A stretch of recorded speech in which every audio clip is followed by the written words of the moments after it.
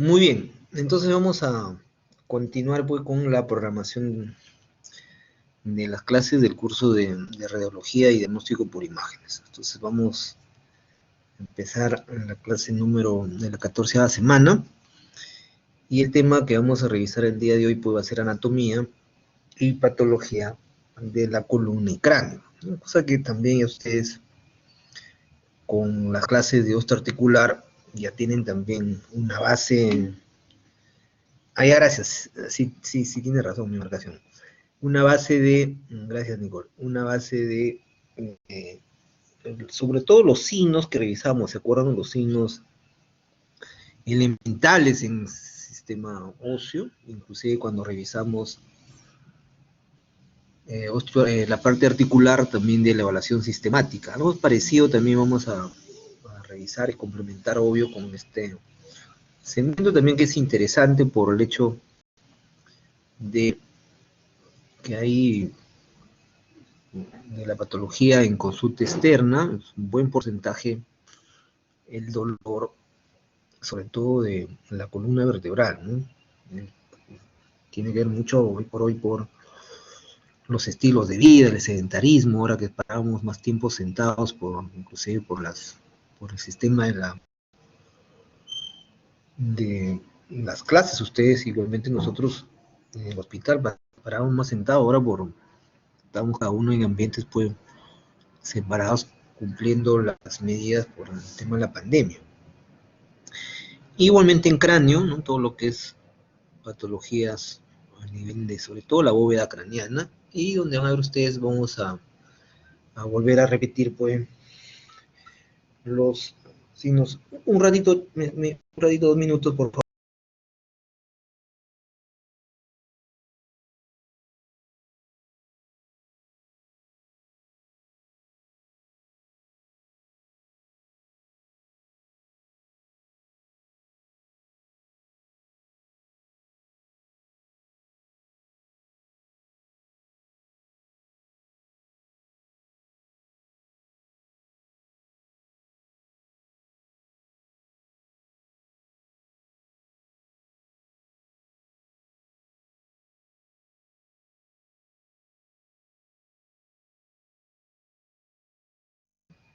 Disculpen. Igualmente, como les mencionaba, en alguna de las patologías, igualmente de la bóveda craneana, que igual también lo vamos a complementar con la próxima semana, que vamos a revisar un tema muy interesante del sistema nervioso central. Entonces, vamos a primero empezar con la columna vertebral, ¿no? Entonces, de las técnicas más importantes hoy por hoy para la elaboración de la columna, si bien es cierto, al inicio del siglo XX se empezó a evaluar la columna, era uno de los eh, segmentos más utilizados, ¿no? Y más útiles de la radiografía simple. Siempre vamos.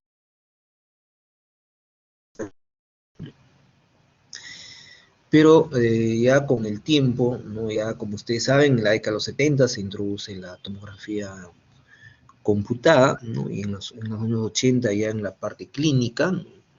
Ya en los hospitales, ¿no? Porque hoy la técnica ideal para orar columna, sobre todo la parte ósea, pero no se olviden que la columna vamos a tener la médula espinal. La técnica ideal ahí es la resonancia magnética, nunca olvidarse, ¿no? Pero en columna el gol estándar es la tomografía computada.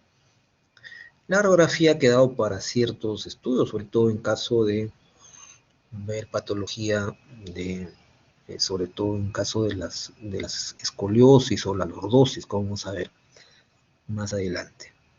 Las técnicas de medicina nuclear, como es el APET y el SPEC, está básicamente para lo que es patología infecciosa y tumoral, donde tiene bastante aplicación, en caso pues, de las metástasis. No se olviden que cáncer de mama, cáncer de próstata, cáncer de pulmón, metastizan con bastante frecuencia a la columna, sobre todo a la columna lumbar. Pregunta de examen, ¿no? En la región donde más metastizan estas neoplasias, sobre todo mama, no es en la columna lumbar. Y la ecografía realmente no es útil ciertas patologías, ¿no? En el caso, pues, sobre todo en cráneo, ¿no? Pero en columna realmente la ecografía no es útil. Entonces vamos a ver un poco de la anatomía de la columna vertebral. No olvidarse que pues, está en la región medial posterior del esqueleto, ¿no? Está formado por 33 vértebras.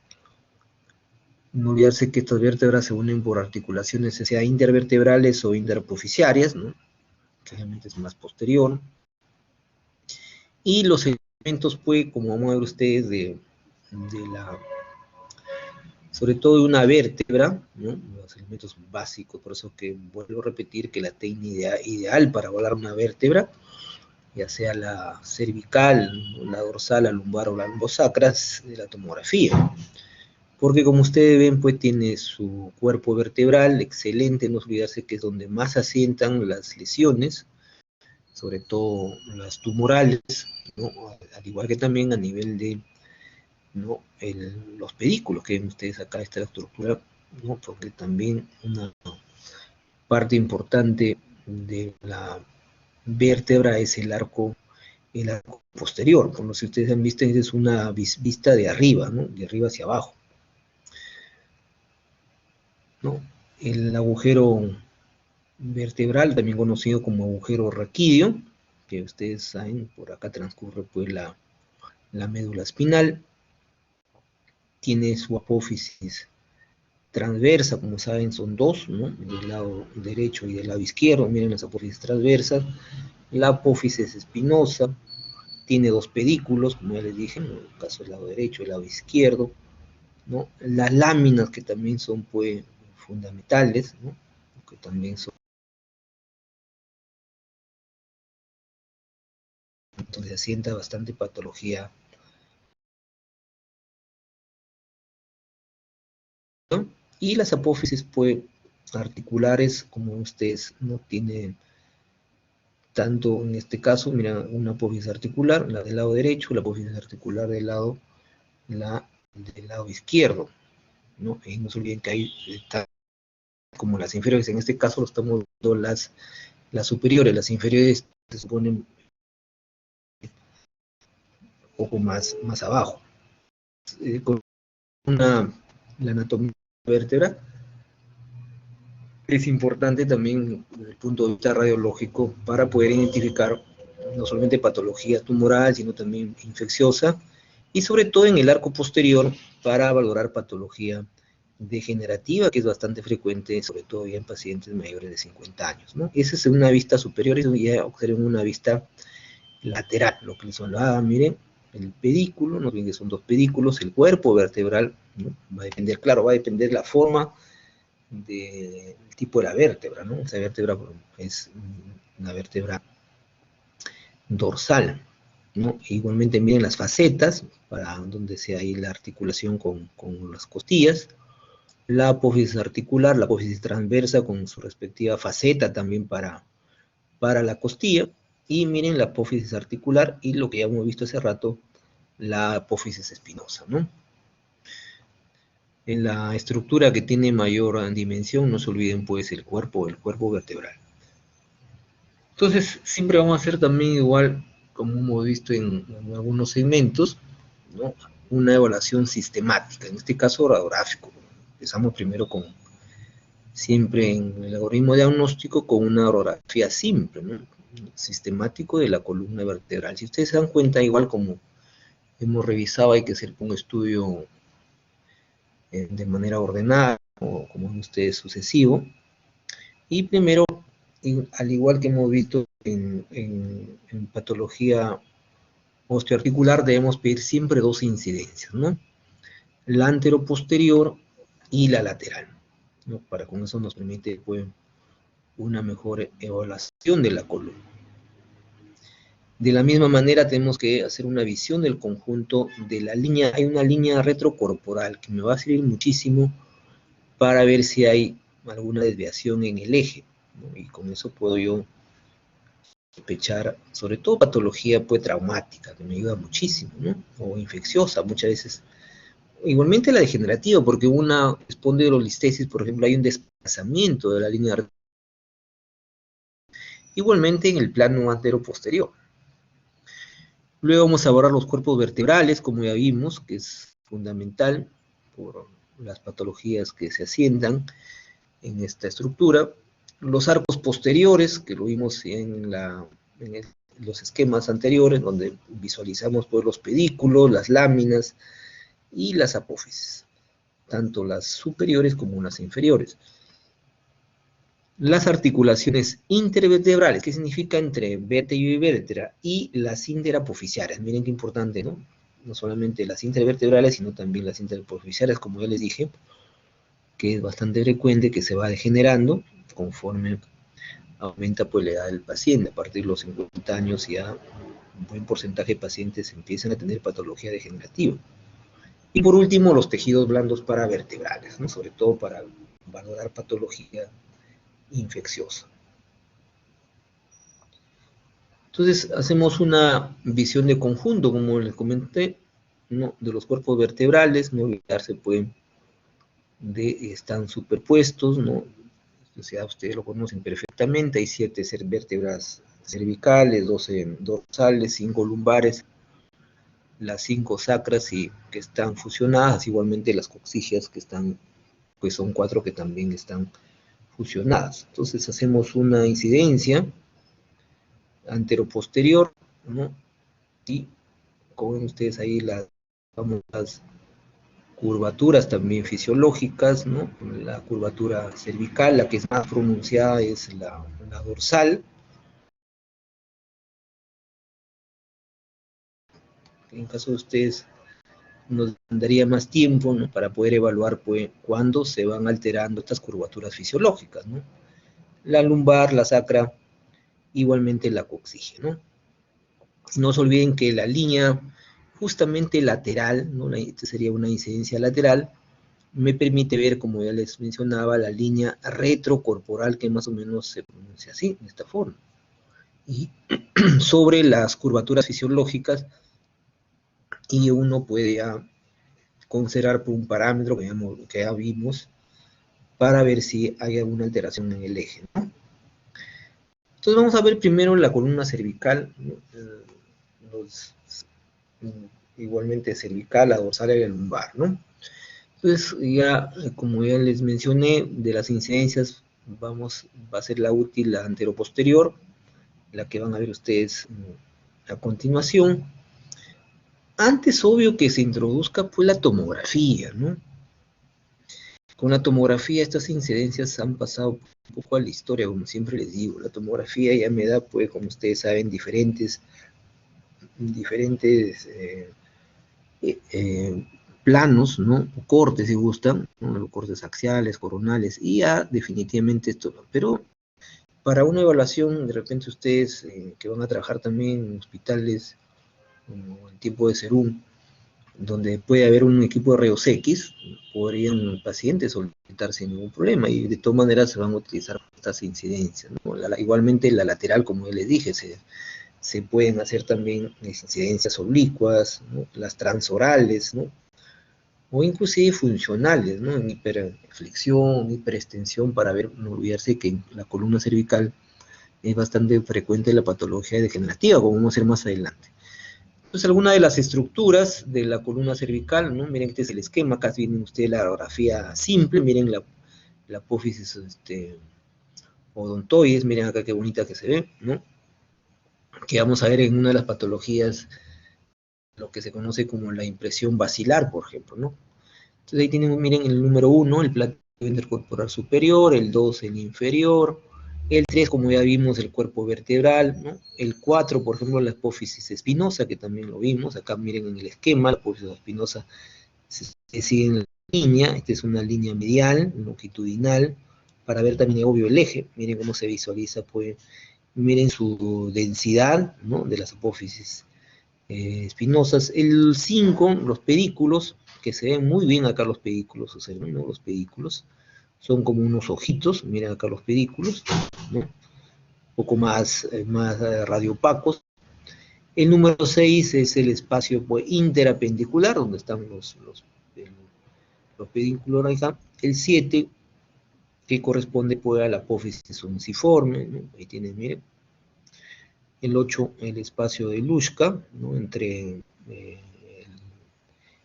vértebra y vértebra, está el espacio de Luschka. La apófisis, las apófisis transversas, que vimos que son dos apófisis transversas, ¿no? Acá el número 9. El 10, obvio que el espacio intercorporal, ¿no? O intervertebral también, corporal por la forma de lo que están, sobre todo son los cuerpos vertebrales. Y el 11, el eje famoso que le dije, ¿no? El eje del plano, que es una línea media vertebral, que es completamente rectilíneo, para ver sobre todo las escoliosis, ¿no? Que nos permite ver si el paciente tiene cierto grado de escoliosis. Esa es la anteroposterior. Y observen la cervical, la lateral, mejor dicho, ¿no? La cervical lateral, ¿no? Esta línea que ustedes ven, que en la número 10 viene a ser la línea retrocorporal, que básicamente es inmediata detrás del cuerpo vertebral, ¿no? Por eso que se llama retrocorporal. Y en este caso, si ustedes se dan cuenta, pues esta es bien lineal, ¿no? Ligeramente un poco curva, pero tiene, como vimos, la curvatura fisiológica a nivel de la columna cervical. Y como ustedes saben, pues la primera vértebra cervical, que es el atlas, acá un poquito se ve la apófisis odontoides, ¿no? Observen sus apófisis, la apófisis espinosa que tiene tanto C1 como C2, por eso les mencionaba el caso de las vértebras, del caso del ejemplo al inicio, eran de la columna cervical, ¿no? Igualmente, pues, las apófisis articular superior, ¿no? El 5 igualmente la apófisis articular inferior, 7 es el superior, 3 sería con el inferior. El número 6, la apófisis posterior. El 7, la lámina, miren la lámina, se ve perfectamente. Y el número 8, pues, es la apófisis espinosa. La lámina y detrás está la apófisis espinosa. Y obvio, el 9, el espacio intervertebral. No es complicado. Y esta es una oblicua, ¿no? La oblicua me permite ver los agujeros de conjunción. Miren cómo se ven, miren, si ustedes se dan cuenta, acá no se visualizan los agujeros de conjunción. Entonces tenemos que hacer una proyección oblicua para ver los agujeritos. Miren acá los agujeritos de conjunción, que se ven acá, obvio, en el esquema pues, perfectamente. Por eso el número 3 viene a ser los agujeros de conjunción, miren, completamente radiolúcidos, ¿no? Y esto lo visualizamos muy bien con esta proyección lateral, ¿no? Pero ya les dije, obvio que la tomografía tiene mejor información espacial y anatómica, ¿no? Igualmente los espacios, acá ustedes miren que se ve completamente radiolúcidos, los cuerpos vertebrales, miren que en este paciente no estamos viendo los clásicos, pues, osteofitos, ¿no? Los piquitos del oro, que es bastante frecuente, vamos a hacer más adelante, se ve muy bien las apófisis espinosas, igualmente, ¿no? El número 8 acá, las apófisis espinosas, igualmente la apófisis, inclusive acá, miren, unciforme, que se ve acá, ¿no? La apófisis unciforme, que es superior a los agujeros de conjunción. Y esta es una transoral, ¿no? Una proyección transoral, miren cómo uno echa, y cómo se ve muy bonito acá, que sería el número 1, ¿no? La apófisis, como ustedes, odontoides, para el diagnóstico de impresión basilar. Miren qué bonito se ve la apófisis odontoide, ¿no? Al paciente se le hace abrir la boca. Y hacemos ahí nosotros la radiografía, ligeramente también, ¿no? Entonces, un poco esto también ya ha quedado en dosu la introducción de la tomografía, para no me detengo mucho. Igualmente, miren un corte ya axial del atlas, donde ven ustedes en la parte posterior viene a ser pues el arco, disculpen, sería el arco anterior del atlas, ¿no? El 2, ¿no? Donde transcurren pues las arterias vertebrales, no se olviden que irrigan. El número 3, pues la odontoides, miren la odontoides, esta sería como una imagen de tomografía, por eso que no tiene pierde, como ya les dije, el estudio. Miren, acá estaría la orofaringe, más o menos que a este nivel también, miren la orofaringe, por acá están los cornetes, miren el septum, ¿se acuerdan cuando revisamos senos paranasales? ¿No? El número 4 viene a ser, ¿no? La masa lateral del atlas, el 5 pues los ligamentos transversos rodeando a la apófisis odontoides, ¿no? Y el número 6 se supone que acá esta estructura, que no se olviden que la tomografía no es la técnica ideal pues para valorar la médula, ¿no? La médula, no se olviden que es la resonancia magnética. Y toda esta estructura que ustedes ven, pues, viene a ser la articulación atlantodontoidea, ¿no? Por el atlas y el odontoides. Y ahí tienen ustedes, miren, la resonancia magnética, ¿no? La resonancia magnética, pues, excelente para abordar el canal raquídeo, igualmente la médula espinal. Por eso que ustedes se dan cuenta, el número 13 acá viene a ser la médula espinal. No, acá está la médula espinal, el número 1. El 13, lo más probable por su posición, sería el ligamento longitudinal posterior, ¿no? Porque acá el ligamento longitudinal anterior, acá también el 19, ¿no? Acá está, si este es el anterior, toda esta estructura lo más probable sea el posterior, ¿no? Igualmente miren la apófisis odontoides por resonancia magnética, no se observa la cortical, el número 4 puede ser el disco intervertebral, ¿no? El 5 es el cuerpo del axis, ¿no? No se olviden el atlas y el axis, ¿no? Acá tienen ustedes el 11, el cerebelo, por ejemplo, ¿no? Hay estructuras también que son del sistema nervioso central, así como también de la misma columna. Entonces, esta es una secuencia, como ven ustedes, T2, porque más que T2, acá se ha confundido el doctor Martínez. Acá es una secuencia T1, ¿saben por qué? Porque el líquido cefalorraquídeo se ve de hiposeñal, porque en secuencia T2 el líquido cefalorraquídeo se observa de hiperseñal, no se olviden, ¿no? Se ve blanco. Y otra cosa que también descarto, porque sé que en secuencia T1, los cuerpos vertebrales, que la grasa, no se olviden que los cuerpos vertebrales también tienen en su médula grasa, ¿no? Por eso que se ve más hiperintensa, por eso que estoy súper seguro que esto es una secuencia T1 más que una secuencia T2. De la misma manera también uno puede evaluar la columna dorsal con las mismas incidencias, antero-posterior como la lateral. No es indistintamente, ningún problema. Entonces ahí tienen ustedes, miren la columna dorsal, ¿no? Con los diferentes cuerpos vertebrales, desde el séptimo, por ejemplo, hasta acá hasta el 12º, la misma historia, ¿no? Los vertebral, los pedículos que se ven como unos ojitos, miren acá cómo se visualiza ya en la radiografía simple, miren los pedículos, qué bonitos se ven, son como unos ojitos, miren, igualmente las apófisis, la apófisis espinosa, que se ve muy lineal, ¿no? De la misma manera, también para la proyección lateral, ¿no? Observen, ¿no? Lo que hemos visto de la misma forma, el espacio entre, ¿no? Los platillos superior, el inferior, el numeroso, por ejemplo, el espacio intervertebral, ¿no? El 13 por el interapofisiario, por las apófisis. El número 2 ya también lo hemos visto, que es la apófisis espinosa, ¿no? Igualmente el 8, la lámina. Miren la forma que tiene. Y la tomografía, pues ya les dije que es la técnica excelente para ver la columna, ¿no? Igual, de la misma manera, miren el cuerpo vertebral, ¿no? Los pedículos, el 3, la lámina, posteriormente a la lámina, pues está del pedículo hasta la lámina, ¿no? Las apófisis espinosas, ¿no? Las apófisis igualmente transversas, la articulación costo-transversal, porque esta estructura que ustedes están viendo acá, que lo estoy señalando, viene a ser un arco costal, acá también tanto del lado izquierdo como del lado derecho. Y el agujero raquídeo, ¿no?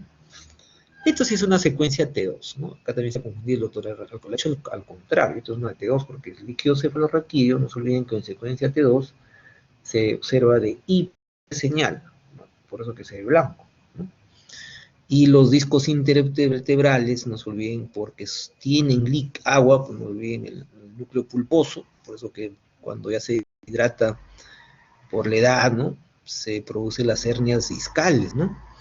Y los discos intervertebrales se observan siempre de hiperseñal, y los cuerpos vertebrales, como ustedes observan, se ven de hiposeñal, ahí están los ligamentos, todo, ¿no?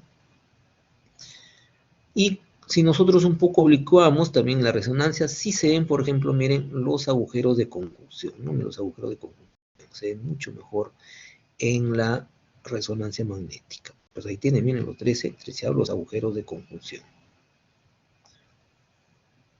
También es una secuencia, no es una secuencia T1, esta es una secuencia T2, el líquido cefalorraquídeo, pero el 5 en la médula, ¿no?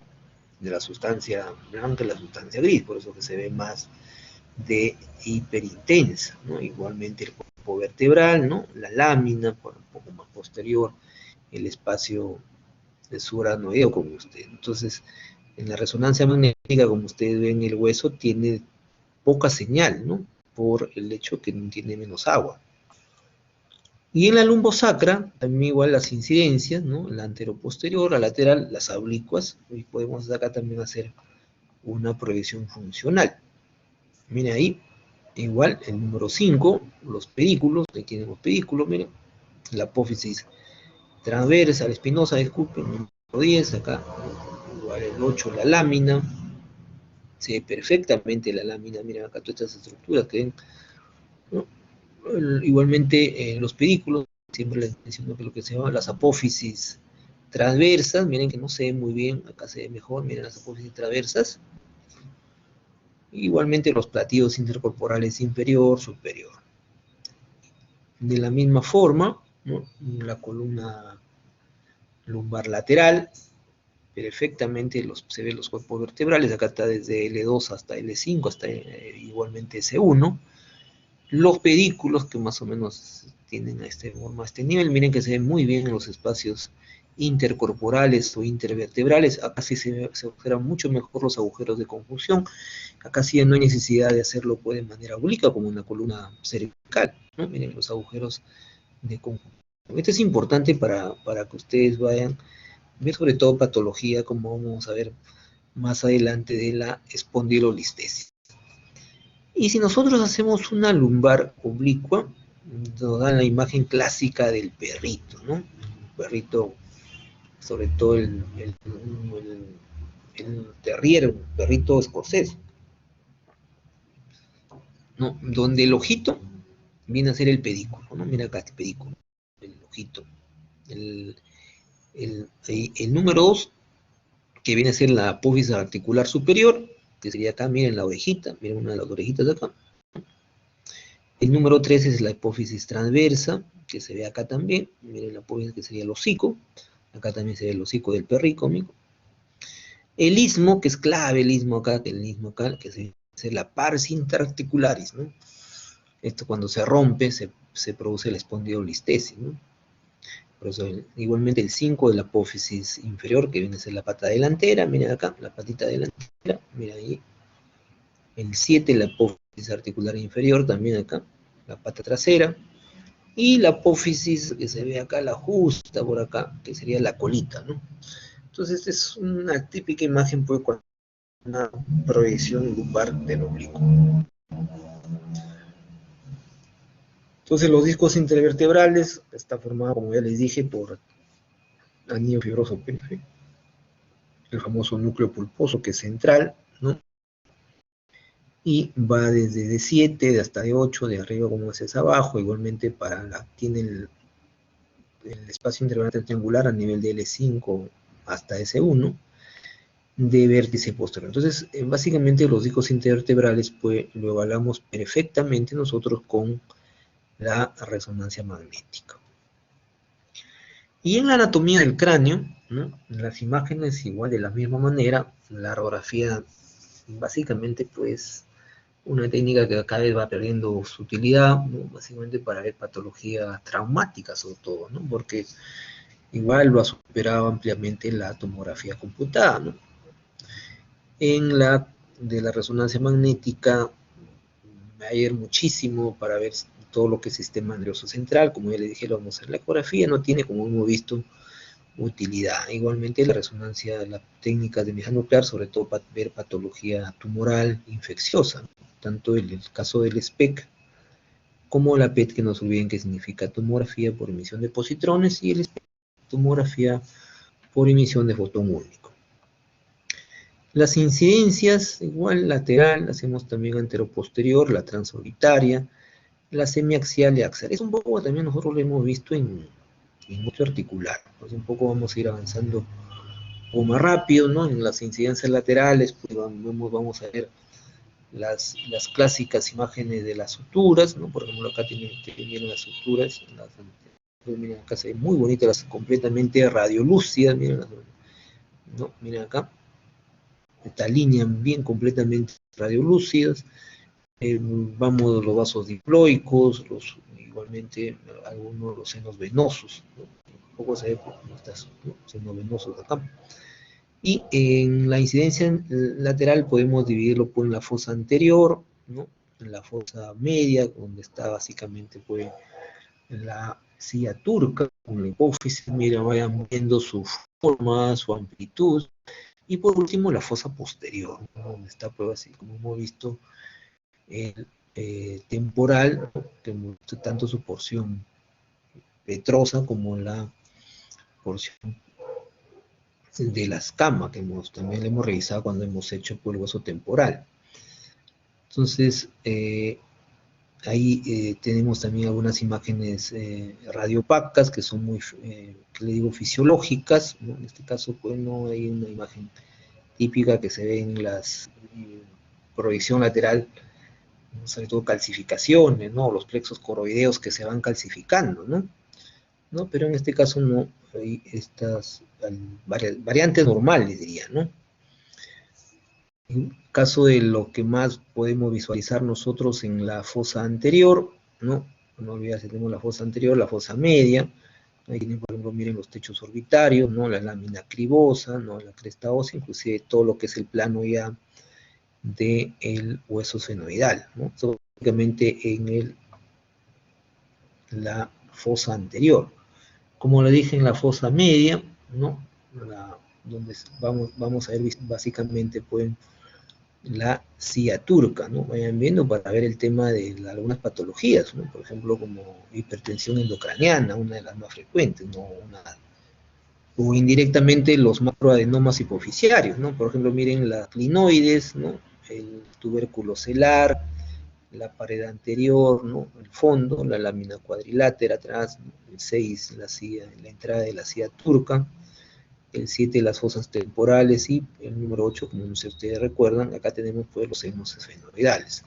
Esto básicamente igualmente en incidencia lateral de la fosa media. Y en la fosa posterior, pues, ¿no? Lo que vamos a encontrar con más frecuencia es la apófisis basilar, que está aproximadamente a esta altura, los senos laterales, que también vemos bien acá, el agujero occipital, que también no lo visualizamos, ¿no? Y los tubérculos yugulares, que generalmente se ven en una proyección un poco más inferior, ¿no? que creo que está más adelante, ¿no? Igual esta es una incidencia postero-anterior transorbitaria, ¿no?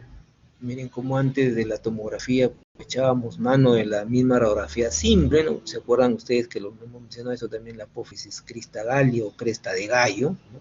Pues ahí viene justamente la cresta del gallo, apófisis crista galli, el plano esfenoidal, la lámina, miren, ¿no? Vertical cribosa del elmoide, se puede decir, de la lámina cribosa, y acá se ve algo ya en el fondo de la silla de turca, ¿no? Y también la pared lateral del seno esfenoidal. Es una incidencia transorbitaria, ¿no? Igualmente miren una póstero anterior, donde podemos ver mucho mejor la lámina innominada, por ejemplo, miren acá, el conducto auditivo interno, un poco le hemos y el dorso del peñasco. Miren acá el dorso del peñasco. Entonces, como ven ustedes, se hacía pues varias proyecciones donde realmente ya la tomografía, como voy a repetir, lo ha superado, ¿no? Entonces, por ejemplo, miren lo que hemos visto en la fosa posterior, no sé si recuerdan que vimos, acá en esta incidencia semiaxial, ¿no? Del cráneo, por ejemplo, para ver lo que ahí sí se puede ver los tubérculos yugulares, por ejemplo, a este nivel, o acá también a este nivel. Y el ángulo del clivus, ¿no? Entonces, el clivus, ¿no? Y también por acá podemos ver pues, la lámina cuadrigémina, un poco más adelante, por acá. No me ayuda mucho la imagen. Y un poco para revisar ya las meninges, porque estamos hablando del cráneo, no las meninges del encéfalo. Esto también ustedes lo conocen muy bien, ¿no? Está formado por la dura madre, las aracnoides y la pia madre, ¿no? En el caso de la dura madre, pues esto lo vamos a revisar cuando hagamos un poco sistema nervioso central. Lo voy a pasar por alto, ¿no? Ahí un poco para que vean ustedes también los senos, ¿no? igualmente en este corte coronal, ¿no? Un poco el diploide que ustedes miren, ¿no? Ahí está el ojo cerebro y las diferentes capas, pues, en el caso, pues, meningias de la dura madre. Aquí tienen los senos rectos, recuerdan que también revisamos el seno sagital superior, ¿no? Cómo confluyen, ¿no? Igualmente miren el seno transverso del lado derecho.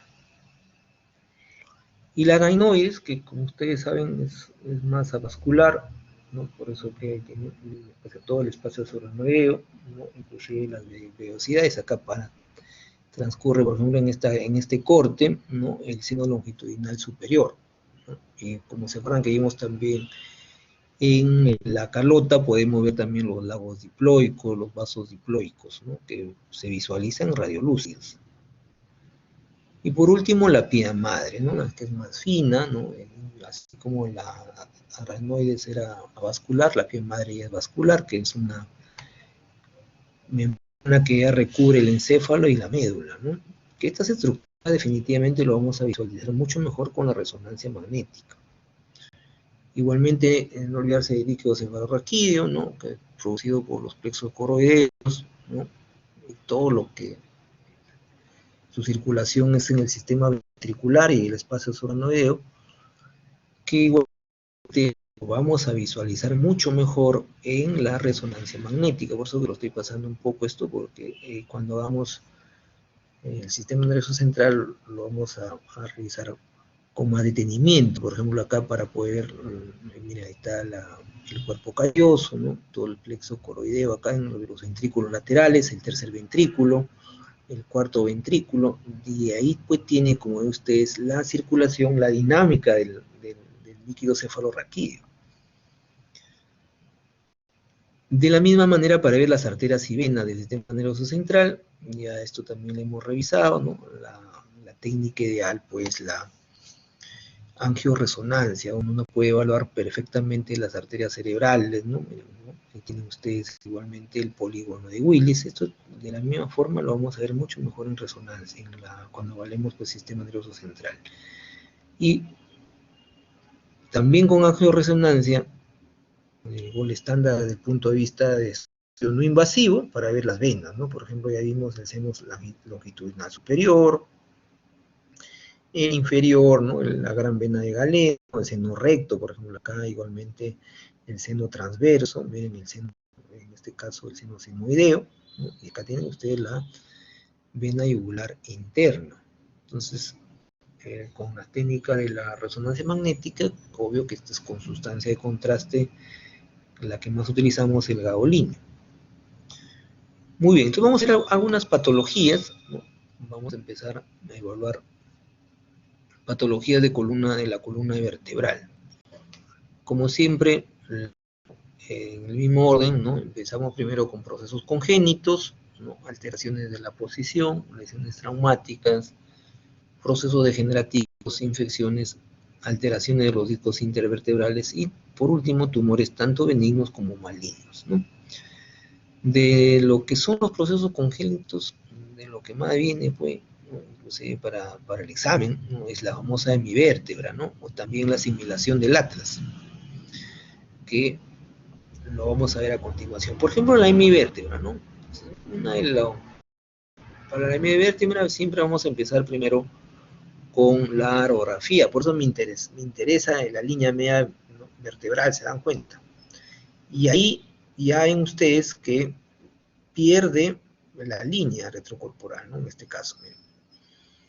Se altera, ¿por qué? Porque ahí hay una deformación, ¿no? La hemivértebra está localizada acá, ¿no? Tiene la forma triangular y hay una deformación, si ustedes se dan cuenta, simétrica, ¿no? Y inclusive por el tiempo se produce una discoartrosis, por eso que ustedes se dan cuenta, hay un incremento de la densidad a este nivel, ¿no? Por eso que también igual acá, miren, hay una artrosis, ¿se acuerdan? La región intraapofisiaria, ¿no? Hay una artrosis a este nivel, porque intraapofisiaria estamos hablando de las articulaciones, ¿no? Y cuando hablamos de artrosis tenemos que hablar de una articulación. Entonces hay una hemivértebra acá, congénita, normalmente debería verse, ¿no? Entonces inclusive los mismos espacios intercorporales disminuye. Miren acá el espacio intercorporal, ¿no? Miren su amplitud y acá está pues completamente disminuido, ¿no? De la misma forma acá. Entonces, y me produce, como ven ustedes, una escoliosis, en este caso derecha, ¿no? Una escoliosis derecha. Entonces ahí el diagnóstico de una vértebra. Acá también tienen la hemivértebra, ¿no? Hay una simetría, ¿no? Como se ha metido, tiene la forma triangular. Trazan ustedes la línea y obvio que está alterado el eje, ¿no? Medial, ¿no? En este caso, pues, también hay una escoliosis derecha, ¿no? Debería haber esto completamente longitudinal, pero ustedes se dan cuenta cómo está, hay una rotación del eje. Entonces, de la misma manera, pues, el diagnóstico de mi vértebra. También tenemos este síndrome conocido como el de Klippel-Feil, que se caracteriza por, como ustedes se dan cuenta, porque se fusionan las vértebras. En este caso, miren cómo se ha fusionado C2, C3 hasta C4, ¿no? Inclusive el C5, C6. Las vértebras acá se ven completamente fusionadas. Inclusive hay un menor diámetro en cuenta entre posterior. Acá no hay el espacio pues, intervertebral, como hemos visto. Por ejemplo, aquí se nota el espacio, que se visualiza radiolúcido, pero se dan cuenta que no hay espacios. Las vértebras se han fusionado. Entonces, el síndrome de Klippel-Feil, si ustedes alguna vez lo escuchan, corresponde pues a estas fusiones de C2, C3 y C4. 3 vértebras acá fusionadas. Y la asimilación del atlas, esto sí lo repasan porque siempre vienen los exámenes, ¿no?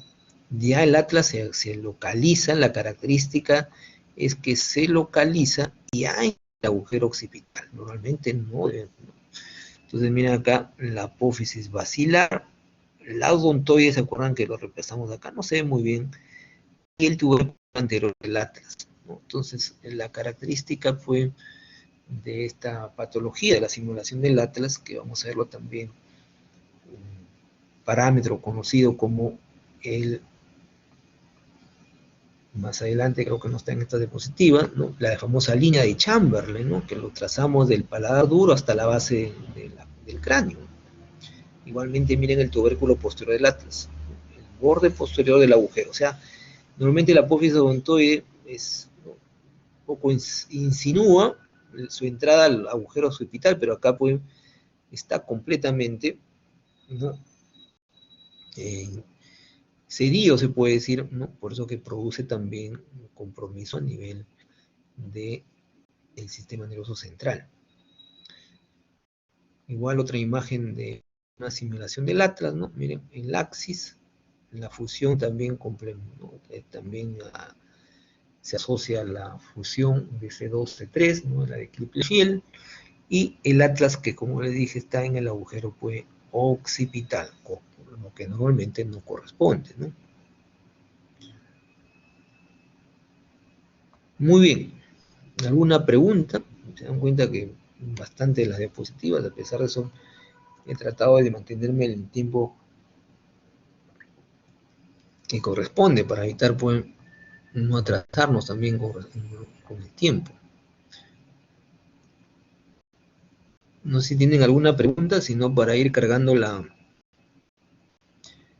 diapositiva de patología de columna, igualmente de cráneo.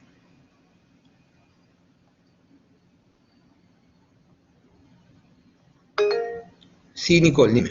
Sí, doctor, una consulta. En el síndrome de Klippel-Feil, ¿siempre ocurre la fusión también de las C5 y C6? ¿Es una consecuencia o...? No necesariamente, Ah, no necesariamente, ¿no? Si ustedes revisan algunos libros, ¿no? Lo más frecuente que se fusione es C2, C3 y C4. En este caso, lo que ustedes están viendo en esta imagen solamente es C2, C3, pero porque si ustedes miren acá, se ve el espacio intervertebral, ¿no? que correspondería ya, acá por ejemplo se insinúa el espacio, ¿no? Pero no es lo normal, como he visto el espacio pues es mucho más amplio. Acá también igual, ¿no? Pero como te vuelvo a repetir, es más frecuente C2, C3 y C4. Hay una pregunta que me han hecho también por el chat, vamos a ver. Ah, ya. El líquido cefalorraquídeo, eso también lo vamos a ver en la próxima clase. En T2, el líquido, no se olviden que en T2 siempre en la secuencia o en la ponderación también que se conoce, ponderación o secuencia en T2, siempre el líquido cefalorraquídeo, el agua en general, eso lo quise también, lo vamos a ver de hiperintenso en T2. A diferencia que en T1 lo vamos a ver hipointenso, ¿no? Hipointenso en T1, hiperintenso en T2.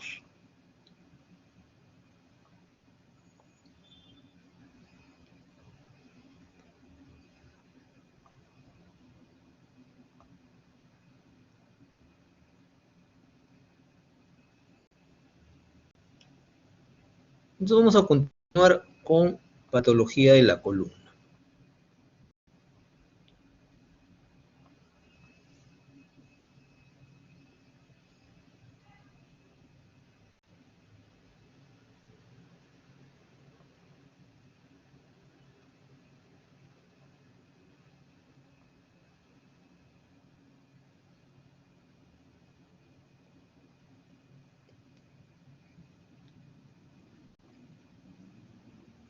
Entonces ya hemos visto, ¿no? Alteraciones congénitas, ¿no? Alteraciones de posición, las congénitas ya revisamos algunas, ¿no? De la más frecuencia de la asimilación pues, del Atlas y la otra el síndrome de Klippel-Feil. Y ahora vamos a ver alteraciones de posición, posteriormente las traumáticas, degenerativas, las infecciosas, inflamatorias y por último los tumores. Entonces, de las alteraciones de la posición, se acuerda que repasamos una elaboración esquemática, uno tenemos que ver pues, el eje, ¿no? El eje, ¿se acuerdan? El eje antero-posterior, que me va a describir pues, la curva de la convexidad lateral, ¿no? Que generalmente puede ser idiopática o secundaria, alguna de las, sobre todo en patologías traumáticas. Y de las curvaturas fisiológicas, vamos a ver en algunos casos que tiene un incremento puede la cifosis, ¿no? Hay varios parámetros, uno de los que más se utiliza pues el de Rosenberg, un poco ya más profundo. Justamente ahora estaba revisando una tesis, ¿no? De parámetros para evaluar lordosis con una radiografía de columna en posición en bipedestación, ¿no? En bipedestación, que es la que más se utiliza. Puede también haber una hiperlordosis, donde hay un incremento de la lordosis, pues esto a la larga va a provocarme una inestabilidad. Lo que sí es mucho más frecuente, pues son las escoliosis, como ustedes se dan cuenta ahí, ¿no? Miren acá en la radiografía, como ya les dije, esta es la posición de Rosenberg, ¿no? Son epónimos y acá puede definitivamente ser hacia el lado derecho, no se olviden que convencionalmente es el lado derecho, en la radiografía este es el lado izquierdo, y yo observé la escoliosis muy significativa, uno traza el eje, ¿no? Vertical antero-posterior, y definitivamente puede estar rotado hacia el lado derecho. Miren, y yo no les miento, yo las radiografías que he visto a lo largo del tiempo de mi experiencia, inclusive en algunos casos tiene la forma de una S, no le miento, ¿no? Es increíble cómo la columna puede tener, ¿no? Unas curvaturas compensatorias, como ven ustedes, ¿no? Miren, hacen curvaturas. En la cosa no le miento, columnas en pacientes, sobre todo ya de edad, ¿no? Entonces, las alteraciones de posición, pues, ven que hay una alteración de la curvatura lateral, pues, del eje, como vimos, un parámetro es el eje. No se olviden, el primer parámetro, recuerdan, era la incidencia, ¿no? La incidencia antero-posterior, y hay que hacer siempre una lateral, nunca se olviden, antero-posterior. Luego la alteración, pues, del eje, que es vital. Otros parámetros los vamos a ver más adelante, los espacios intervertebrales o intercorporales que también es clave, ¿no? Igualmente para ver la parte articular, ¿no? Las interapofisiarias. Y por último, quinto parámetro que vimos, la elaboración de tejidos blandos, ¿no? Entonces siempre van a ver ustedes una compensación, ¿no? Una curvatura de compensación. Y esto puede, a la larga, si ustedes se dan cuenta, por eso que en esta zona van a haber más esclerosis, ¿no? Se me va a producir pues las artrosis clásicas, ¿no? O las artrosis interapofisiarias también, como vimos, ¿no? Generalmente fue las semivértebras, ¿se acuerdan? Una de las secundarias, por ejemplo, la que vimos hace rato, las semivértebras, ¿no? Las idiopáticas, realmente no se conoce cuál es la causa, ¿no? Igualmente, miren una escolosis muy significativa, miren, ¿no? Dorso lumbar derecho, ¿no? Dorsal, inclusive lumbar. Miren cómo hay una compensación ahí también acá de las vértebras lumbares, ¿no? Luego tenemos la cifosis. Miren, una cosa es lordosis y otra cosa, esta es una escoliosis, y otra cosa es una cifosis patológica. La cifosis patológica, no se olviden que lo más frecuente, pues, subrayan en la osteoporosis, ¿no? Igualmente siempre en pacientes ancianos, ¿no? La espondiloartrosis, ¿no? El raquitismo, se van pinzando, ¿no? Miren acá, por ejemplo, en esa imagen que viene, me parece, ahí está, miren, cómo los espacios intervertebrales o intercorporales, ven cómo disminuyen su amplitud. También no se olviden que se conoce como esto pinzamiento, narrow en inglés, o estrechamiento, que hemos visto también cuando hemos revisado pues, ya patología osteoarticular. Entonces, miren, que esta cifosis fue muy significativa, parece una C, ¿no? Una cifosis fue completamente curvilínea, como ven ustedes, ¿no? Se pierde, pues, con ustedes la comicidad fisiológica dorsal que hemos visto. Siempre hay una de las diapositivas que los presenté anteriormente, hay una comicidad que es fisiológica. No olvidarse que lo más frecuente es por osteoporosis. Miren cómo se va degenerando los platillos. Miren, producen los famosos osteofitos o pico del oro. Miren como hemos visto que es el signo cardinal de la artrosis degenerativa, ¿no? Y en la hiperlordosis lumbar, miren en el esquema, siempre vamos a trazar pues esta línea del eje longitudinal, se supone que pasaría, ¿no? Como un parámetro, por eso que la evaluación sistemática, ¿no? Para evaluar la columna, el eje seguiría ahí. Y trazamos siempre ¿no? Esta línea de oblicua, como ustedes ahí, ¿no? Primero línea vertical, ¿no? Y igualmente para ver este famoso ángulo, que se conoce pues como el ángulo anterosuperior ¿no?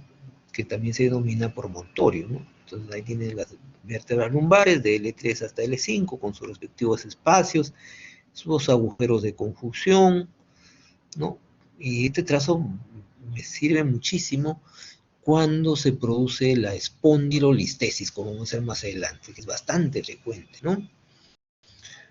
Para un caso hay un desplazamiento de los cuerpos vertebrales, ya sea una anterolistesis o una retrolistesis. Por eso que trazamos estas líneas, ¿no? Y ahí justamente viene, miren, aprovechando, ya me parece que venía ahí, ¿no? Entonces ahí, miren, ¿no? Para ver la hiperlordosis lumbar, y uno puede ver la inestabilidad de la columna. La espondilolistesis puede ser hasta 4 grados, ¿no? Está en lo reciente, yo también soy profesor de recientado médico, está revisando una tesis, más que tesis o proyectos, recién terminan con un trabajo de investigación, ¿no? Si no, no le damos el título de reciente.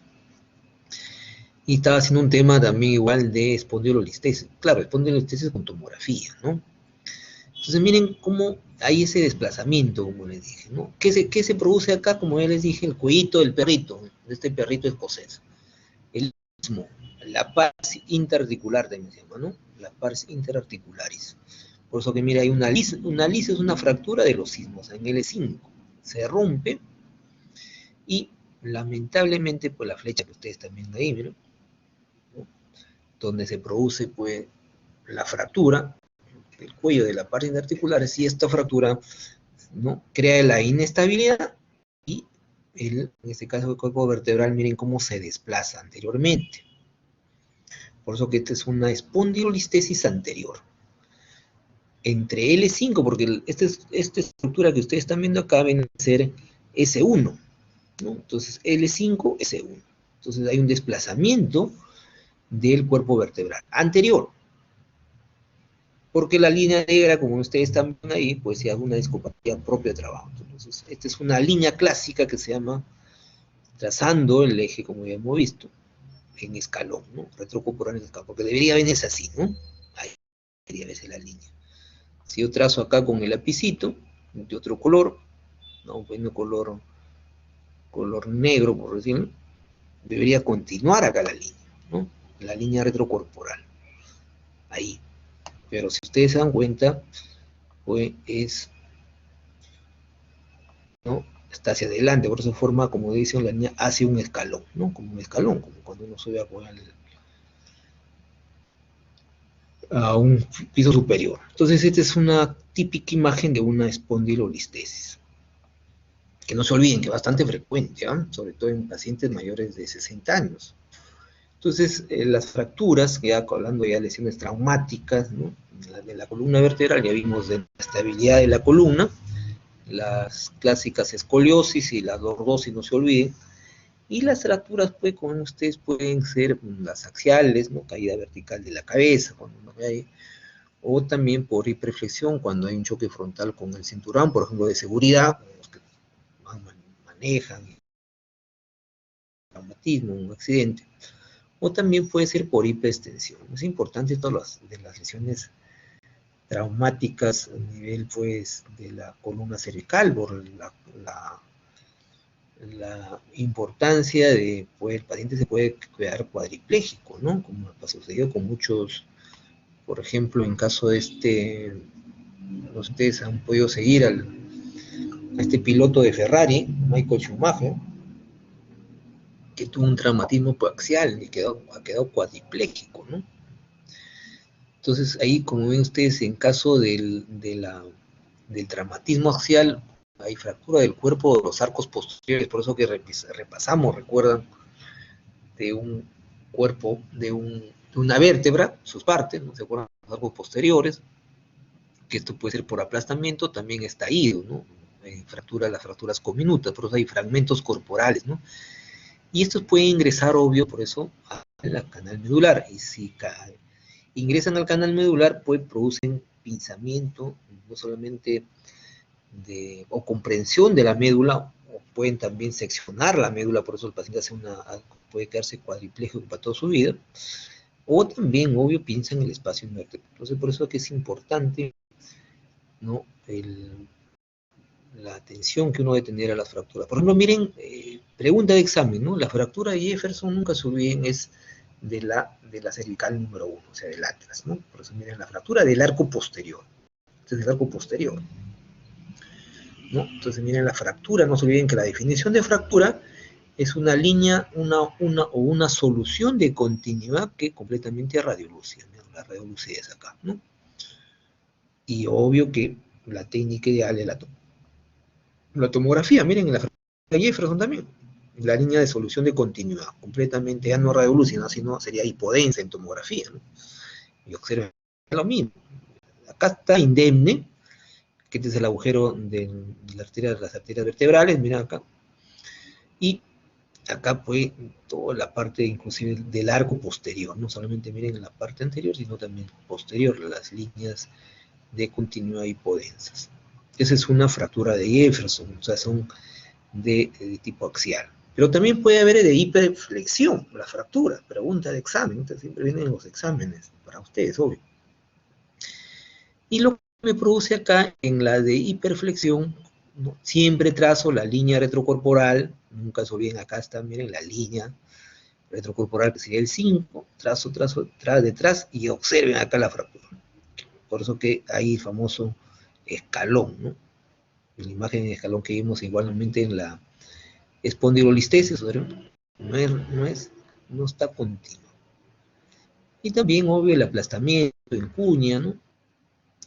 Obvio que es lo que es 1, 2, 3, la 4. Miren la fractura que se ha producido acá, ¿no? Por hiperflexión.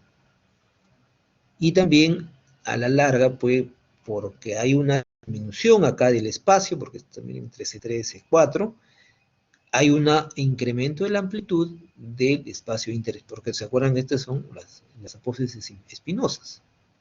Y acá miren cómo se amplía, ¿no? Si acá se estrecha, obvio que el otro lado tiene que ampliarse, por lógica.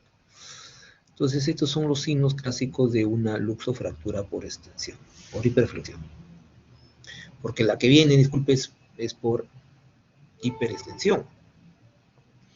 Y ahí sucede, pues, más del arco posterior, ¿no? El pedículo, la lámina, el istmo, ¿no? Las apófisis espinosas. Se produce el famoso bostezo.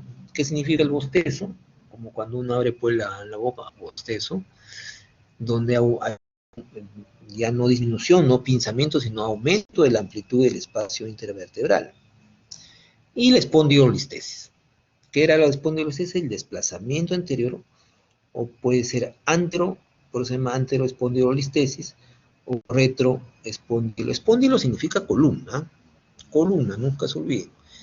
Y listesis, estrechez, por eso se llama espondilo, son palabras griegas, y a la larga también te va a producir una discopatía traumática inferior.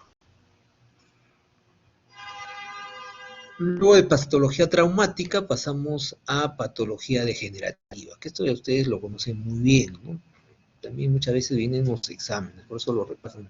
Las preguntas son clásicas, ¿no? En los exámenes. Entonces, miren la espondiloartrosis, la misma historia, ¿no?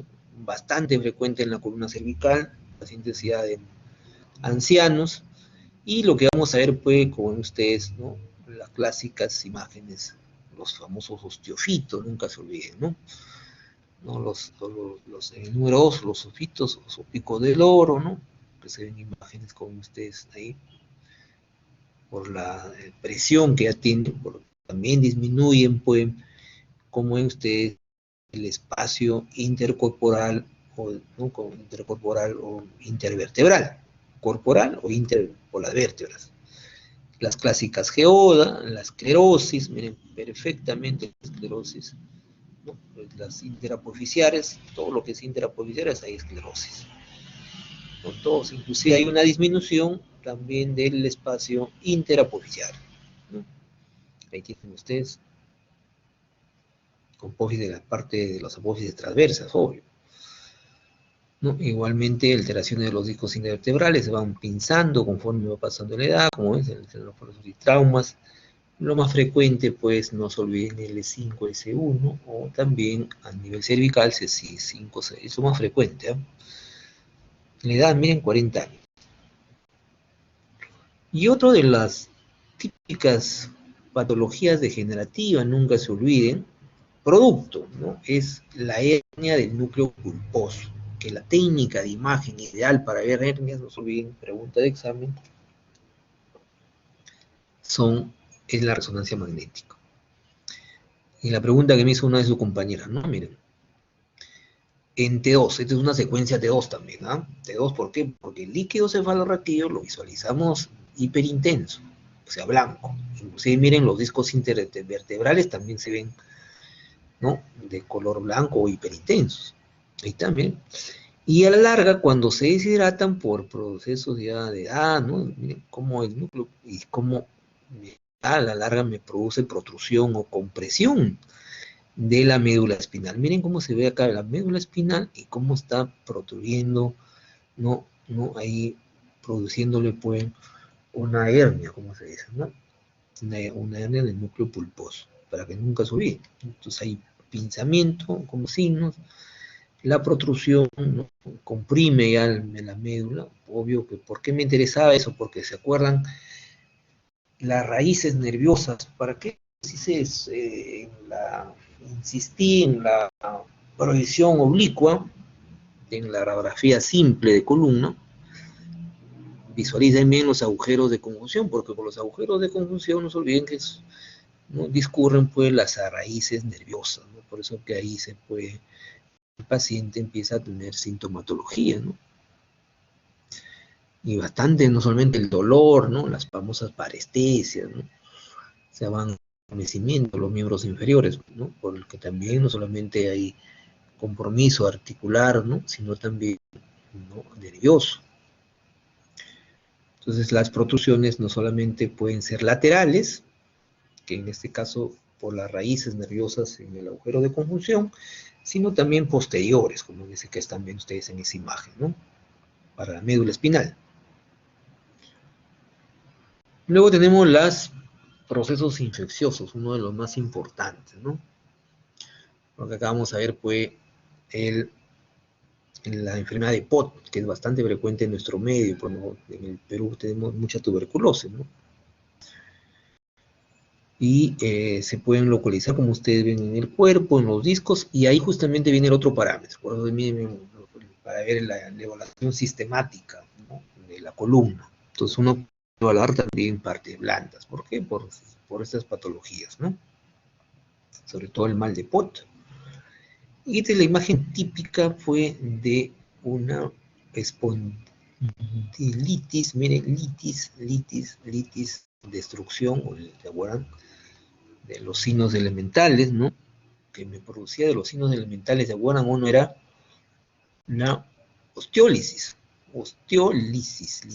destrucción, que se ve imágenes radiolúcidas, como en este caso, miren la osteólisis, ¿no? Miren el platillo corporal superior, miren cómo ahí se ve, por eso se ve más radiolúcido. Entonces no olvidarse, espondilitis, spondi viene de columna, no se olviden, spondi, columna, litis, destrucción. Tuberculosa, obvio, por la etiología. POT, Percival POT, no se olviden, un epidemiólogo famoso inglés, ¿no? Que sentó las bases pues, de la epidemiología moderna, ¿no? Por POT también conocemos el cáncer testicular. También me produce, se acuerdan en la artrosis degenerativa, ¿no? Las erosiones, claro, más las erosiones es una patología inflamatoria, pero también se puede decir erosión, y otro signo, pues el pinzamiento, ¿no? Si ustedes trazan el eje retrocorporal, también dijeran, en este caso no es evidente, todavía no está muy avanzado, pero el pinzamiento, espacio intervertebral, y acá, obvio que está más pinzado, miren, ¿no? Más pinzado. Acá el espacio intervertebral, y acá está un poco más pinzado, ¿no? Está más estrecho. Y podemos ver también geodas, que en este caso no hay geodas. Y si trazamos la cifosis poangular, que acá no es tan evidente, ¿no? Acá sí está perfecto, ¿no? Acá sí hay una cifosis angular evidente, por eso acá le doy un ejemplo, ¿no? Miren la cifosis. Debería verse un poco más lineal, pero acá hay una angulación. De la misma forma acá, ¿no? Las lisis, ¿no? Las osteosis, miren cómo destruye el cuerpo vertebral, ¿no? Acá también la misma, tremenda destrucción, y obvio la esclerosis, la flechita que ven ustedes, ¿no? ¿No? Y igual el espacio intercorporal, como va a ir viendo, acá el cuerpo vertebral está normal, por eso acá dice cuerpo vertebral normal, pero acá miren cómo hay la destrucción, la osteólisis, también hay esclerosis, ¿no? ¿Se acuerdan de patología infecciosa? Otra palabra que es una osteomielitis. Una osteomielitis, ¿no? Osteomielitis tuberculosa, en este caso de la columna vertebral. Pero se conoce, vuelvo a repetir, en columna como la espondilitis, ¿no? Espondilitis, ya les dije por qué.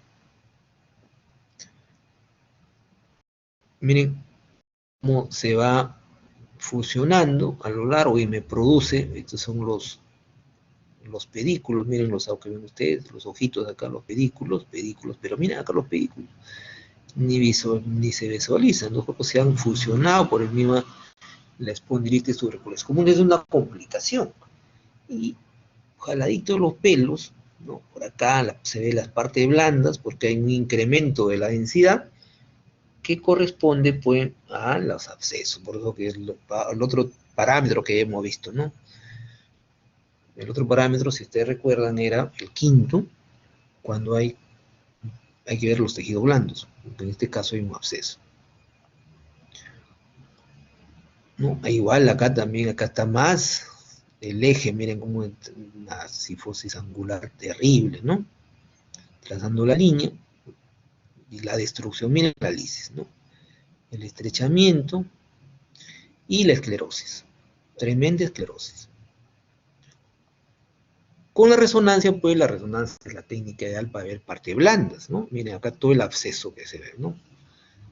Se ha destruido acá cómo se ha desplazado el ligamento longitudinal posterior y ya me está comprimiendo la médula espinal, ¿no? Hay una compresión de la médula espinal y el absceso que ustedes están viendo acá.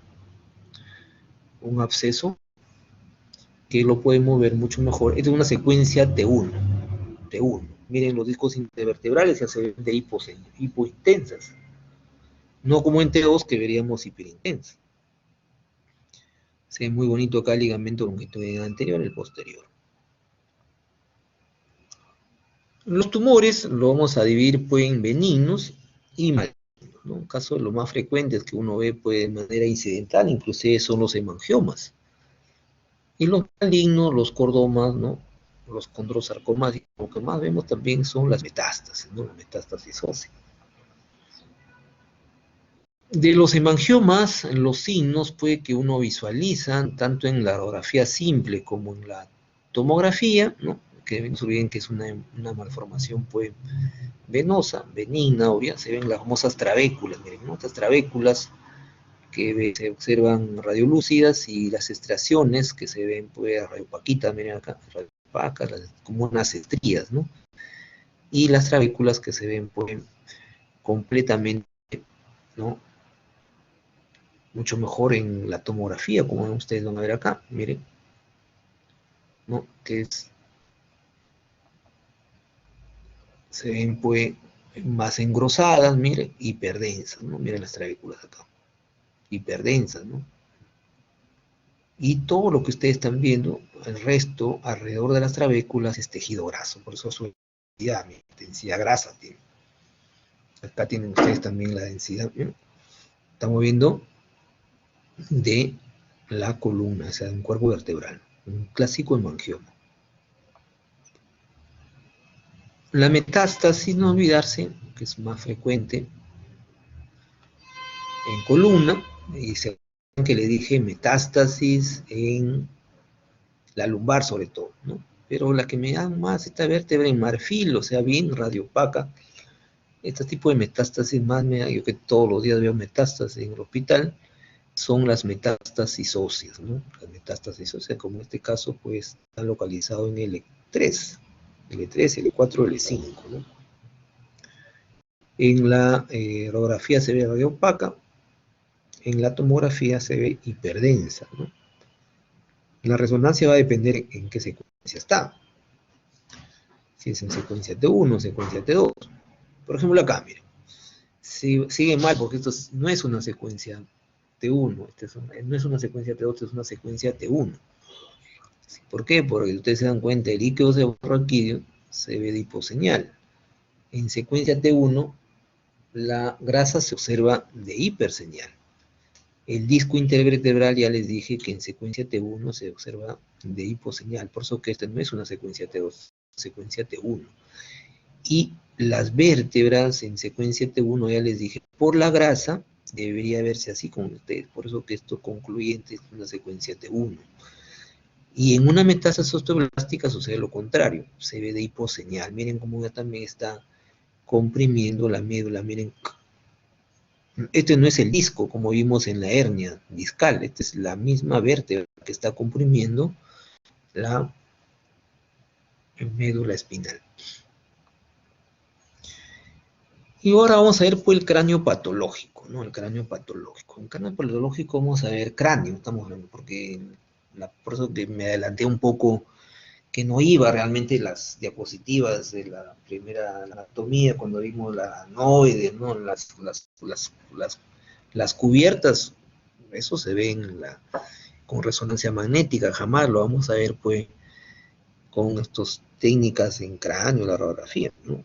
Y eso lo vamos a ver en la próxima clase.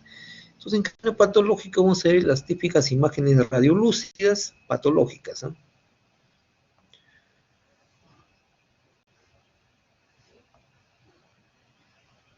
No, las imágenes lúcidas que pueden ser solitarias únicas, ¿no? Pueden ser meningoceles, una de las más frecuentes son los granulomas sinófilos, los histocitosis, histosarcomas, hablando ya de patología maligna, fibromas o encondromas. Por ejemplo, miren un granuloma sinófilo, ¿no? Se visualiza pues completamente radiolúcido, ¿no? De bordes regulares, ¿no? Acá por ejemplo son dos, en la otra se ve como una imagen mixta, ¿no? Su parte, la región central radiopaca, sus bordes, ¿no? Como un círculo, ¿no? Completamente radiolúcido, miren sus bordes completamente regulares. ¿No? Ahí tienen ustedes, ¿no? Y cuando ya son múltiples, unas metástasis típicas, ¿no? Que pueden ser metástasis líticas, cuando se ven radiolúcidas, o metástasis blásticas, cuando se ven radiopacas, por ejemplo, ¿no? Ahí, por ejemplo, en este caso, pregunta que siempre viene en las exámenes, ¿no? Las imágenes de sacabocados, ¿no? Miren, múltiples metástasis líticas, ¿no? Miren este cráneo, ¿no? El mieloma múltiple, ¿no? La gran cantidad de lesiones líticas, ¿no? Múltiples. Todo el cráneo tiene metástasis. A diferencia de las imágenes radiopacas, porque lo que hemos visto primero son las imágenes radiolúcidas, ¿no? Y ahí tienen ustedes algunos, los osteomas, las perestosis frontales, ¿no? Craniofaringioma, por ejemplo, los accesos calcificados, ¿no? Por ejemplo, miren un osteoma, completamente radiopaca. Miren, depende del diploide, depende de la calota, ¿no? Miren la sutura, ¿no? Se ve una imagen también radiolúcida. Miren los senos venosos, ¿no? Igualmente acá, imágenes, claro, para diferenciar, pues, lo normal y lo anormal. Un meningioma, miren cómo se ha calcificado, miren acá. Meningioma osteoblástico, completamente radiopaca. O calcificaciones patológicas, ¿no? De los meningiomas que ya les dije, ¿no? Calcificaciones, no se olviden que las calcificaciones se visualizan pues radiopacas, ¿no? O una cisticercosis que no viene al caso, como ya les dije, ¿no? Más para cráneo, ahí tienen, miren, la gran cantidad de los quistes, ¿no? Los huevos de la cisticercosis, cómo se han calcificado, una cisticercosis. No olviden que esta es una enfermedad endémica también en nuestro país. Miren, ustedes ven así, sospechen tener una cisticercosis. Y la hipertensión endocraniana, que lo revisan, porque también es motivo del examen, ¿no?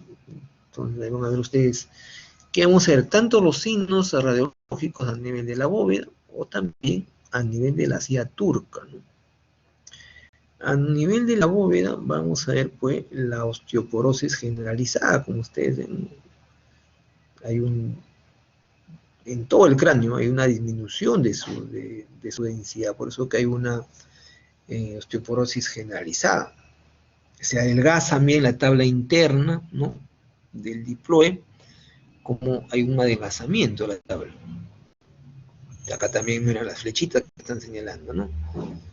¿No? El adelgazamiento de la, porque acá tienen ustedes la diastasis, ¿no? Y también hay impresiones digitales, ¿no? Digitales, estas flechas grandes, ¿no? Como si tuviesen los dedos, ¿no? Eso se llama la impresión digital.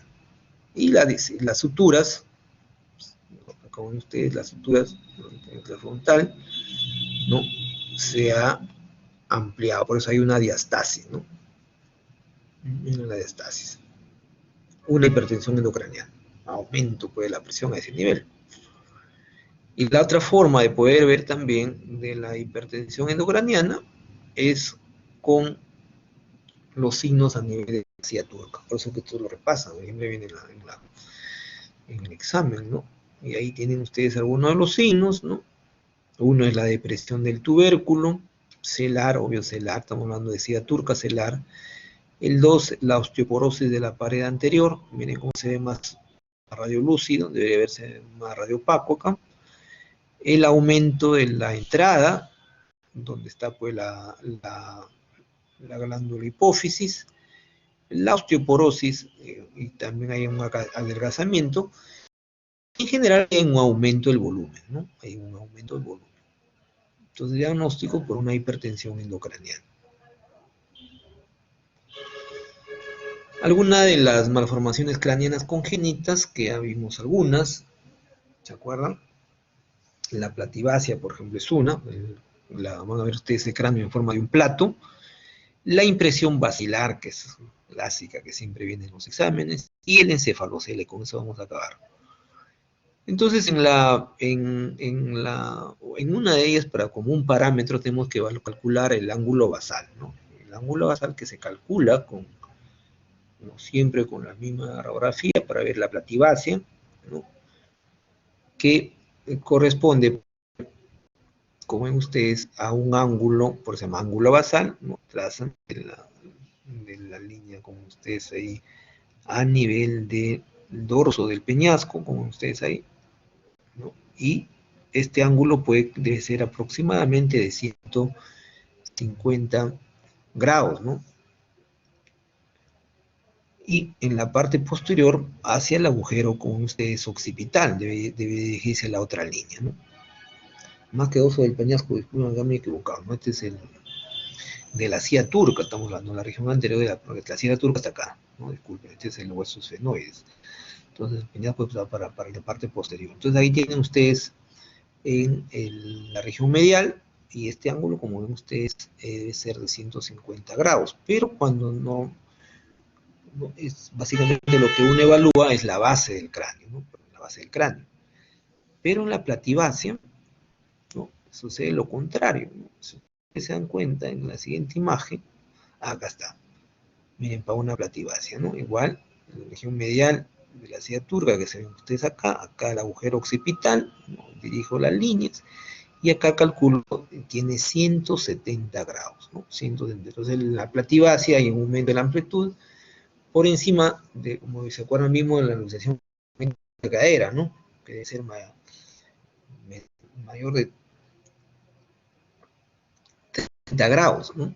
Y también, como ustedes, pues hay un ascenso, como ustedes acá, de la base del occipital, por eso las flechitas negras que está hablando, ¿no? Por eso que se eleva también el axis y el atlas, y que hagamos una mejor, tuviese acá una línea, ustedes se dan cuenta, miren, una línea blanca, para ver la base del occipital. Y midiendo, como ya les dije, más de 170 grados. La platibacia. Y la otra es la línea también de Chamberlain, ¿no? Así como esta línea basal que vimos para el diagnóstico de platibacia, o el ángulo basal. Acá trazamos la famosa línea de Chamberlain, ¿no? Que básicamente lo vamos a trazar de si ustedes se dan cuenta acá, del paladar duro, ¿no? Hacia la base también, como ven ustedes, del occipital. Y si ustedes se dan cuenta, la apófisis todavía está pues inferior, ¿no? Entonces, en la línea de Chamberlain, evalúa, ¿no?, la localización del arco anterior del atlas y del odontoide, no se olviden. Y tiene que estar definitivamente debajo de esta línea de Chamberlain, ¿no? Que ya les dije, viene del paladar duro, ¿no? Paladar duro por acá está la orofaringe, y en la borde posterior, con ustedes, del agujero occipital. Acá está el agujero occipital, por acá está el agujero occipital. Miren el odontoides y el atlas acá. Bien bonito el atlas acá, miren el esquema, y de la apófisis odontoides.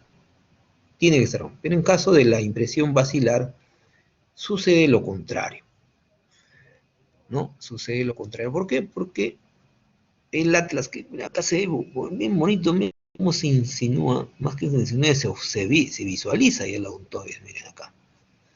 Y jamás ya vimos que está igual el paladar duro acá, el agujero, la base del agujero occipital, Y el odontoide, las flechas rojas que ustedes están viendo, el odontoide, miren acá, de imagen radiopaca. Pero obvio que definitivamente, pues, el gol estándar acá es la tomografía, que acá está con una resonancia magnética. Vamos a ver más adelante también, me parece que en la otra diapositiva, ¿no? Vamos a ver ahí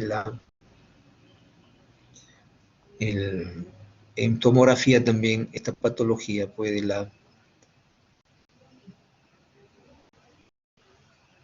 ¿qué pasó? De la impresión basilar, acá también. Entonces, obvio que también va asociado a otras malformaciones congénitas, como en este caso, pues la hidrocefalia, ¿no? Miren la hidrocefalia. Ahí tienen ustedes el arco anterior del atlas, que no se visualiza muy bien, porque no se olviden que en la resonancia, pues, no me visualiza bien la parte ósea, pero me está comprimiendo la apófisis, porque este es la odontoides. Debería, mira, este es el paladar duro, recuerda. Este es el paladar duro, ¿no? Paladar duro. Miren, acá está la orofaringe, ¿no? Está la nasofaringe, la orofaringe. Y acá está, pues, ya la región de la faringe, por acá está la laringe. Y ahí tienen ustedes, trazan del paladar duro a la base del agujero occipital. Pero miren la apófisis odontoides, cómo está, por se llama impresión basilar, está imprimiendo la base. Entonces ahí tienen la odontoides como también comprime, ¿no? El tronco encefálico, porque la odontoides está acá, normalmente debería estar abajo, ¿no? Esta línea de famosa línea de Chamberlain. No se olviden que ustedes trazan una línea de la base del paladar hasta ¿no? la base del agujero occipital. Gol estándar, la tomografía computada. Miren este corte sagital, qué bonito se ve. Entonces miren la apófisis odontoides acá. Trazan la línea, miren el paladar duro. Tienen ustedes el paladar duro a la base del canal, en este caso, el canal del agujero occipital, ¿no? Entonces el agujero está, en el odontoide está por encima de la línea de Chamberlain. Y obvio, porque como ha ascendido el odontoide, también se ha estrechado con ustedes el agujero occipital. El agujero occipital no debe tener esta dimensión, ¿no? Y no solamente esto, también se ha estrechado el canal medular, porque de ahí viene, y acá a partir de acá viene la médula, ¿no?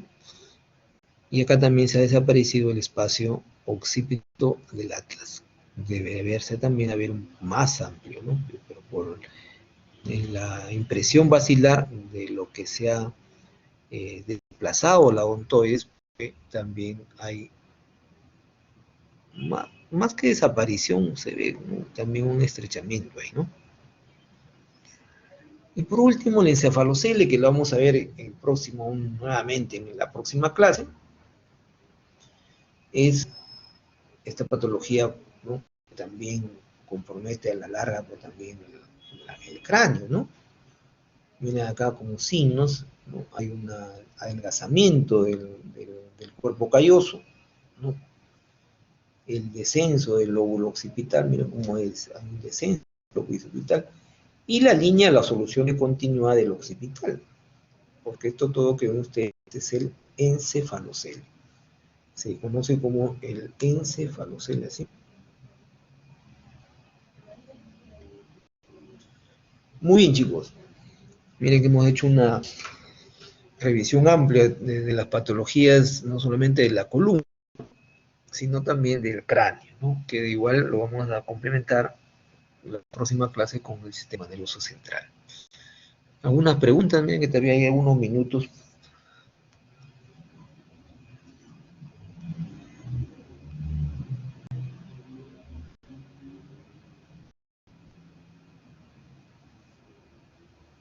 Preguntas, chicos.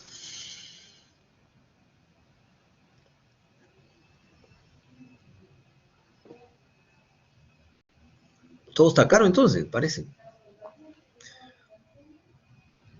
Seguro que está todo claro. Xiomara dice que está todo claro. Igualmente, Nicole. Bueno, entonces, chicos, si no tienen preguntas, pues nos vemos hasta la próxima semana. Miren que estamos ya en la 14ª semana. Nos quedan solamente 2 clases. La próxima vamos a ver sistema nervioso central y la siguiente que viene endocrino, ¿no? Que también son muy importantes para su formación. Así que nos vemos chicos hasta la siguiente semana, si no tienen preguntas.